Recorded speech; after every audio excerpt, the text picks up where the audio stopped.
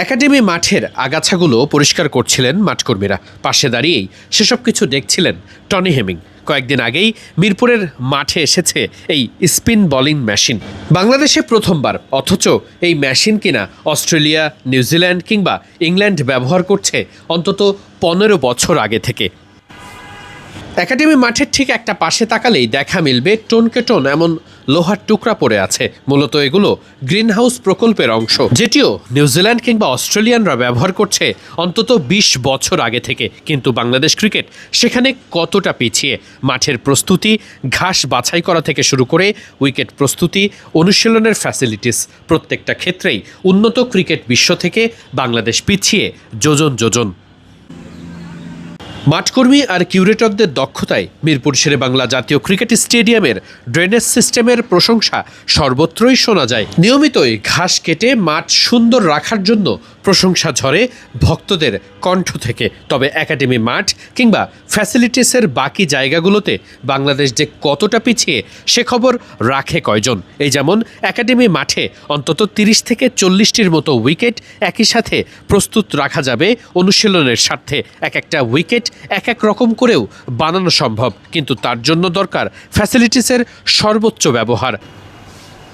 মিরপুর শেরেবাংলা জাতীয় cricket stadium সংলগ্ন এই একাডেমি মাঠই ক্রিকেটারদের অনুশীলনের জন্য একমাত্র জায়গা।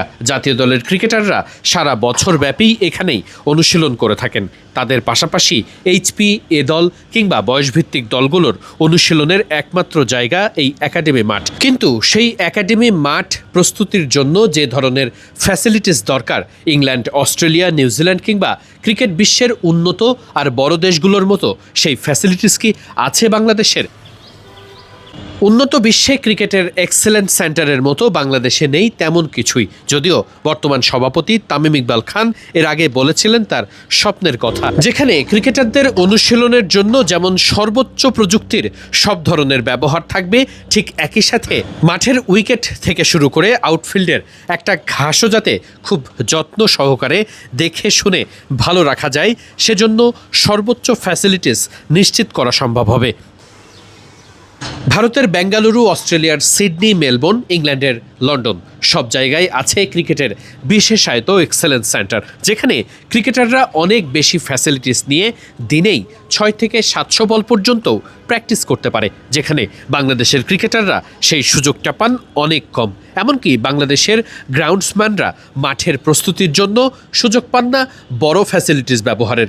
সব কিছুই তাই ঢেলে সাজানো বড্ড জরুরি। ক্রিকেটের সাফল্য তো আর এমনি এমনি আসবে না।